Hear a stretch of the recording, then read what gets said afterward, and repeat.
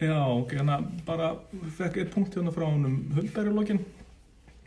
Hann segir, held ég mest hræddur við hvað gerist ef þetta gengur ekki og hvernig gæti gengið að stofna fyrirtæki í sambland við skóla. Nefnilega enn í skóla og langar að klára hann. Hlakkar til að lesa bókina sem hún skrifa. Já, Huldar, ég stofnaði mitt fyrsta fyrirtæki þegar ég var einmitt í námi og það gekk bara ágætlega. Það var svona smá törn, ég var í skóla fyrir hádegi og vann í fyrirtækinu eftir hádegi. Allt hægt og sérstaklega maður er ungur og hefur lausan tíma, þá er þetta ekkert stórmál.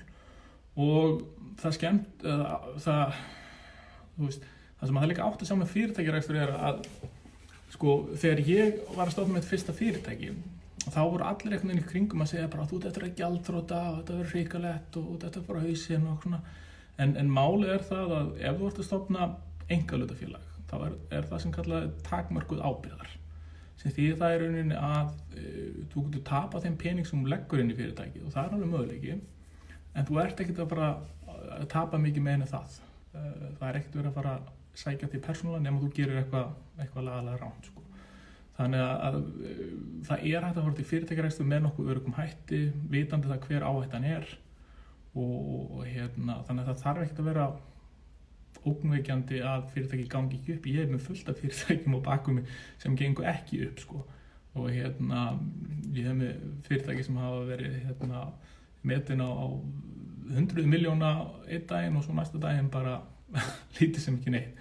Þannig að þetta er rosalega mikill svona rússipana ferð sem þið eru að fara í þegar þið fara í fyrirtækjarekstur en svona það er alveg hægt að lágmarka alla áhættu og það er hægt að gera þetta með skynsamlegum hætti og þið þurfið ekki endilega að fara all in í þetta og leggja allt undir, sko.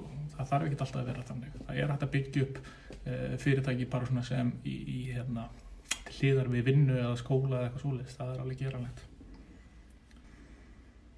Róbert mjög góð hugmynd að stofna með skóla, þá nýtir skólinn eitthvað.